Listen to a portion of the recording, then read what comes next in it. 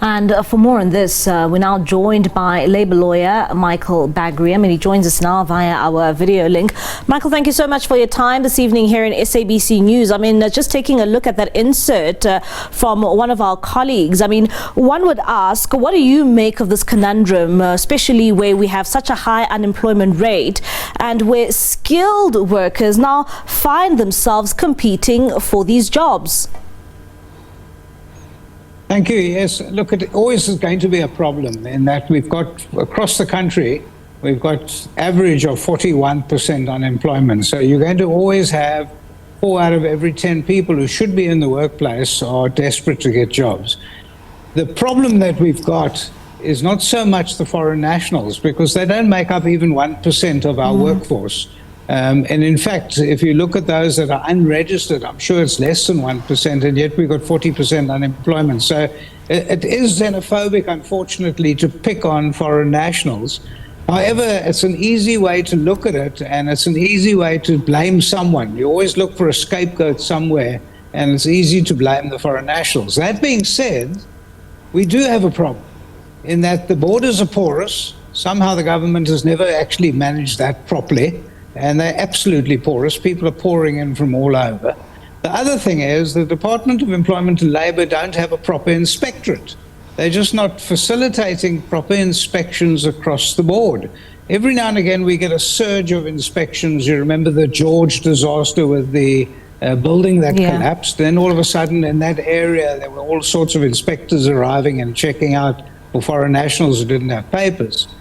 The other thing, and I mean it gets worse and worse, in that we've got labour legislation, some very good labour legislation such as the Basic Conditions of Employment Act and the Labour Relations Act, and you have to employ people that are registered. Now, if you don't employ people that are registered, the employer is facing a criminal offence, and the employees, whoever they might be, if they don't have papers and they're not properly registered, will be deported immediately. So it's a criminal thing, but we need, once again, we need inspectorate. We need people to look at this. Then finally, we also have the bargaining councils, where people with the trades have to be registered with the bargaining councils, and the bargaining councils should be doing due process. They should be checking up on what's going on. Now, if you read all these factors together, here in South Africa with the massive unemployment, obviously the employees, the people standing on the street corner, and my heart bleeds because it is absolutely disastrous what's going on here. We need those people to start understanding what the real situation is. And you heard that call from the Department of Employment and Labour for people to be registered with their database, so at least they could try and find them jobs. I'm hoping now under the new government of national unity, we're going to have few things done. First of all, the Department of Employment and Labour properly resourced and properly inspected. Secondly, that we'll have our borders properly managed, so we don't just have a porous border of people pouring in. And thirdly, we need to go out and improve the education system, because we need foreign nationals in certain jobs because they're the only ones that are qualified. So we've got a whole, almost like a tsunami of issues that are creating this problem, which then turns to be xenophobic, and then we've got negativity. And exactly, I mean, we don't want to see a problem of that nature in our country. But one would ask, what sort of picture does this paint, especially when it comes to a lack of jobs in our country, especially now where you see such stories, and it is seeming like it's targeting foreign nationals for the problems that we are faced with as a country? Well, it is targeting foreign nationals, and as I said, it's not fair, because many of them actually do have work permits, many of them are working at the proper rate, and many of the foreign nationals are needed, because for every foreign national that you employ, and I'm a labour lawyer, I know that some of my clients employ foreign nationals. In turn, that creates 10, 15 jobs for locals who get trained by the foreign nationals. So you've got to be careful about just shutting the door. We've seen this in various countries around the world, but the worst case scenario was in Uganda, where they just suddenly threw out every foreign national many years ago under Idi Amin, and then the entire economy collapsed. We can't have that. We are a first world country.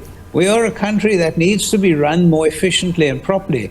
And to go and pick on a group of people is horrible. And in particular, it's normally picking on people from our neighbors. The foreign nationals are mostly from our neighbors, who are black people in the various countries around us that in fact helped our country at the time of apartheid. They were the people that were helping our people. But Michael, let's also look at the flip side of it all as well when it comes to foreign nationals. I mean, I heard one of the gentlemen there in that clip saying that foreign nationals often charge less than what locals are charging for the same job. What does that do to the state of the economy? I mean, you are saying that having more foreign nationals actually contributes to the economy, but when you are having them charge less, what does that do then to the state of the economy? Well, that's horrific, because that's undermining our legislation, in particular the minimum wage legislation. It undermines the bargaining council system. It undermines the Labour Relations Act. We can't have that. We can't have illegality in our country, not at all. And that has to be stamped out. The only way you're going to stamp it out is a proper inspectorate, because employers will abuse people. They will grab a foreign national and say, listen, the minimum wage is so much per hour, I'll pay you half. And a foreign national, being so desperate and having very little skills, will probably do it. What I'm talking about are foreign nationals who are properly registered, with the bargaining councils and the minimum wage and whatever it is, and also people who can train locals. We should make that a condition. So we need proper inspectorate. We need a government that is facilitating a decent Department of Employment and Labour.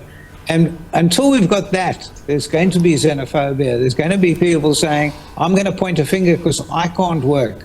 But even if you took all the foreign nationals and you threw them out of South Africa, let's just do something what one or two of the politicians have said, just throw them all out. What does that do? So it moves from 41% down to 40% unemployment. It doesn't solve the problem. We've got a bigger problem, and that we need to improve our whole system. We need to deregulate so that small business can start thriving. We've got to look at this as an overall picture and not pick on one facet. If I was standing on the street corner, quite frankly, and I saw foreign nationals being picked up instead of me, I'd probably feel the same way. So I'm not pointing fingers at our local workers who can't find any jobs. They're in desperate situation. You heard, they can't put food on the table. And their families are probably starving. And so you've got to pick on someone. And who's that someone? It's the someone that's different. We've seen that throughout history, through the ages, that people pick on the difference. And it's probably not fair. And yes, there are examples of people who are working at less salary because they're also desperate. We need to actually regularize the system completely in South Africa. Indeed, the system really needs to be regularized. Thank you so much, Michael, for your time. That's Michael Bagraim, Labour lawyer there, just giving us his insight in terms of the problems being faced in the Nelson Mandela Bay Metro when it comes to skilled workers looking for alternatives in terms of trying to make an income.